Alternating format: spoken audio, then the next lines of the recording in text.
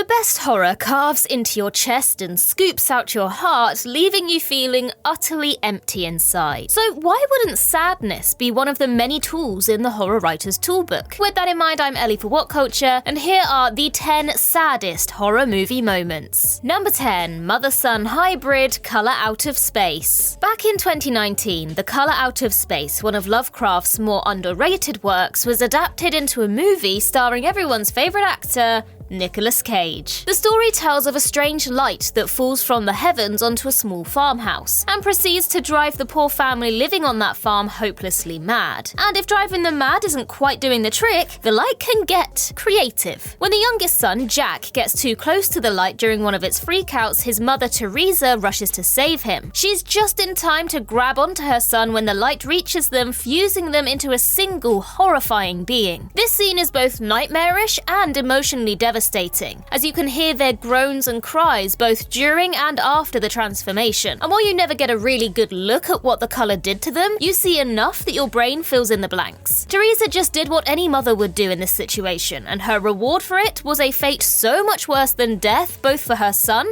and for herself. Number 9. Laura finds her son, The Orphanage. The Orphanage is one of the most hauntingly melancholic horror stories of the late 2000s. A story about how the past cannot be ignored or hidden, and how the wounds it leaves will be felt one way or another. The plot revolves around a mother and son moving into the former's old orphanage so she can breathe new life into it, as a way of paying back the kindness they showed her in her youth. Just a shame about all the old life that's still in there. The film sees the son, Simon, seemingly vanishing, sending Laura on a desperate hunt to track him down. In the process, she learns about what happened after she left the orphanage. Unfortunately for her, none of the answers are particularly uplifting. Turns out, shortly after she left, the other kids accidentally killed the son of one of the women working there, and in retaliation, the mother poisoned them all. But that pales in comparison to the revelation that she killed Simon. While searching for him the night he vanished, Laura moved some heavy scaffolding in front of his hiding place, and he broke his neck trying to escape. The ghost kids weren't messing with her, and didn't mean Simon any harm. They were leading Laura to where Simon's body fell. If the revelation of this tragic accident doesn't rock you to the core, then the performance when Laura finds her son and realizes what she did will utterly shatter you. Number 8. Bob's Death, Possession. Balancing being sad and terrifying can be a fine line to walk, but when you pull it off, you can leave your audience with a hollow pit in their chest that will never really go away. The most famous scene in 1981's Possession, when Anna finally loses her mind in an empty subway hall, is considered one of the most disturbing scenes in horror history. Anna and Mark's young son Bob spends the entire film helplessly sitting there and watching his mum and dad rip themselves and each other apart, often rarely ever acknowledging him and what effect this has on his life. In the end, he is taken in by Anna's doppelganger Helen, who proceeds to make the same mistake as the original by forming a relationship with Mark's doppelganger. Realizing that he is about to watch the same relationship fall apart the same way again, the little boy instead chooses to drown himself in the bathtub, breaking the generational cycle of abuse the only way he can. Number 7. Father Dyer's Death, The Exorcist 3. The Exorcist 3, the only entry in the Exorcist franchise worthy of standing next to the legendary original, has some of the best, most haunting atmosphere you will find in a movie. The film follows Police Lieutenant Kinderman, a minor character from the first film upgraded to the role of central protagonist. In the years following the events of the original Exorcist, Kinderman had formed a close friendship with Father Dyer, their bond proving to be a necessary buoy to each other as they navigate a sometimes cold and unceasing world. So naturally, the film kills Dyer off quickly and brutally. The reveal begins with Kinderman having a surreal dream where he enters what is implied to be Purgatory, a gigantic train station where the dead are patched up by angels while waiting for their last train ride. In it, he meets Dyer and remarks that they could both be having the same dream, only for Dyer to inform him that no, Kinderman is the only one dreaming here. Kinderman wakes up to a phone call. Father Dyer has been murdered, his blood pulled from his body and emptied into cups. While at first confusing and surreal, the longer one lets this scene sit with them, the more heartbreaking it becomes. Number 6. Helen finds Trevor cheating on her, Candyman. The original Candyman is not a traditional horror movie, instead interlacing its moments of horror and gore with an almost dreamlike, surrealist atmosphere. This naturally makes its multiple moments of stark, frank realism feel like slaps to the face. The strongest moment of the film's surrealism being dragged crashing down into bleak reality is when Helen manages to escape the psychiatric facility and get back home. Once there, she finds one of her husband's students repainting the apartment, Trevor having moved on remarkably quickly. Helen has lost her best friend and has spent the entire film being gaslit by Candyman and the asylum, so this is the final straw. And while at first she's justifiably enraged at Trevor and Stacy, the rage doesn't last long. Helen breaks down, realizing she truly is all alone now, and that her escaping the asylum has only made everything worse. A brief but devastating scene in this horror classic. Number 5. Gages Death, Pet Sematary. The original Pet Sematary, one of the better remembered adaptations of Stephen King's work, has a way of sticking in your mind after you watch it. This is due in large part to Mary Lambert's brilliant directing, the haunting score, and of course, one of the most intense and heartbreaking deaths in the history of cinema. When the Creed family move into their new home in Ludlow, Maine, the film almost immediately establishes the biggest problem with the property, that being the unceasingly busy highway literal inches from the front door. Fortunately, friendly neighbor Judd is there to keep baby Gage from getting himself killed. I'm certain that won't ever happen again. Yeah, well, you all know what happens next. The reason everyone remembers the scene where Gage is run over is because it's a genuinely tense sequence, as the family realizes all too late what Gage is doing and rushes to stop him as he innocently wanders into the road again, just in time for an 18-wheeler to come along and help the film earn its R rating. Like with Mad Max, you don't see the truck actually hit Gage, but you do get to see Dale Midkiff let out the most guttural and horrified scream, followed by photos of the short but sweet time Gage spent on this earth. Playing the scene for suspense was a masterstroke by Lambert, because a part of you hopes against hope that they'll manage to save him, making the moment of Gage's death hit you all that harder. Number 4. Frank's Death, 28 Days Later. One of the best zombie films out there, 28 Days Later remains a landmark of the genre for its modern British updating of that classic Romero formula, which naturally means a universal vibe of abject misery and decay. And it's all brilliantly summed up in one character's truly unlucky end. Frank, played by Brendan Gleeson, was just a normal father trying to keep his daughter alive after a rage zombie virus sends all of London to hell in a handbasket. When Jim and Selena convince him and Hannah to come along with them to find someplace safer, we really get to know him through his interactions with his daughter and these two random weirdos he travels across the British countryside with. And then a drop of zombie blood lands in his eyeball, effectively dooming him. It's a genuinely uncomfortable, harrowing scene, even before he turns. He knows he's a dead man, so he keeps his distance from his daughter even as he's telling her he loves her, trying to hide his condition as long as he can. Unfortunately, it doesn't take Jim and Selena long to realize what's going on, and they have to put their friend down before he hurts anyone, right in front of his daughter. Number 3. The Death of the White Family, Carrie. Brian De Palma's Carrie features one of the most famous third acts in cinema history. While everyone understandably focuses on Carrie's righteous vengeance upon her high school, the tragic centerpiece of the film is what happens when she returns home. Carrie comes home in a horrified daze, as what she'd just done finally starts to set in. Her mother sets to cleaning the night's leavings off of her, all the while telling Carrie about the horrific story behind her conception, how Carrie's father sexually assaulted her, and claiming that she enjoyed every second of it. Whether this is true or just a very mentally ill woman's coping mechanism is left a mystery, as soon after, Mrs. White decides that the only solution to her daughter's sinful nature is a good old-fashioned stabbing. But Carrie, armed with her psychic powers, turns the tables and kills her mother with her own knives, crucifying her in the doorway to her prayer closet. Despite everything her mother did to her, Carrie rushes to her mother and hugs her, sobbing. Her powers run wild from the grief, bringing the entire house down on her head, killing her in the process. A perfectly tragic end to Stephen King's most tragic protagonist. Number 2. Jin-hee and Young-guk's deaths, Train to Busan. The horror of Train to Busan, as described by the film's director, was, quote, selfishness spreading like a disease. Even amid a zombie apocalypse, the people trapped on the eponymous train cannot let go of their selfishness, their distrust and hatred for their fellow man. So many good, kind people die horrific deaths because of the selfishness of a hateful few, and easily the saddest are poor Jin-hee and Young-guk. The film's climax is an utter bloodbath, as true antagonist Yeon-suk uses most of the remaining characters as human shields between him and the zombies. One of the victims along the way is young Jin-hee, who gets bitten by one of the zombies chasing after Yeon-suk. Young-guk, safely avoiding being bitten, could just run. Jin-hee is pretty thoroughly dead at this point and soon to become a zombie, but instead he holds holds her head in his lap and just waits for her to turn, choosing death over leaving the girl he loves to die alone and afraid. If nothing else, his death is mercifully quick. Watching these two innocents die just so an old rich parasite can live just a little bit longer is as infuriating as it is heartbreaking. Number 1. The ending. Would you rather? Few films, even horror films, end on quite as bleak a note as the one that Would You Rather plays us out on. Our heroine, Iris, spends the entire film playing along to the game of the rich and sadistic shepherd as he toys with the lives of her and several other equally desperate people. One by one, they all die horribly, until Shepherd forces Iris to shoot the last one in the head herself. All in the name of the money that awaits her at the end, to be used for her terminally ill brother. After the nightmare is over, Shepherd, after forcing Iris to thank him for everything he's done, actually keeps his end of the bargain, ensuring that Iris and her brother will never have to worry about bills again. Iris heads home, has a very long shower, and then discovers her brother is dead. A light from the window illuminates pills next to his head, implying that he killed himself to set his sister free from the burden of caring for him. The film ends with Iris collapsing, screaming and crying, as it hits her that everything she did was for nothing. Now she has the guilt of all those people's deaths on her conscience, her brother is dead, and the men responsible have gotten away with all of it scot-free. Probably one of the most devastating endings in horror history. I mean, what else could top that?